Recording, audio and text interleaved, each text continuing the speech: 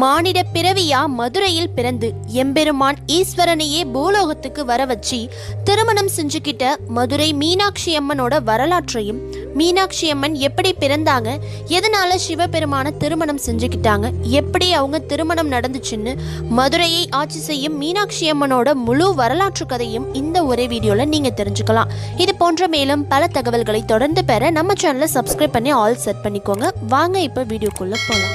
பூலோகம் மாதிரியே கந்தர்வர்களுக்கான கந்தர்வ லோகத்துல விஸ்வாவசுங்கிறவருக்கு சிவபெருமானோட அருளால ஒரு பெண் குழந்தை பிறந்திருக்கு. அந்த குழந்தைக்கு வித்யாவதினு பேர் வச்சு ரொம்ப பாசமா வளர்த்து வந்திருக்காரு. வித்யாவதி சின்ன வயசுல இருந்தே பார்வதி மேல அதிக பக்தியோட இருந்திருக்காங்க. ஒரு நாள் அவங்க அப்பா கிட்ட போய், எனக்கு பூலோகத்துல இருக்க புண்ணிய ஸ்தலத்தில் அருளும் அம்பிகையை தரிசிக்கணும்னு ரொம்ப ஆசையா இருக்குன்னு அவளோட விருப்பத்தை சொல்லியிருக்காங்க.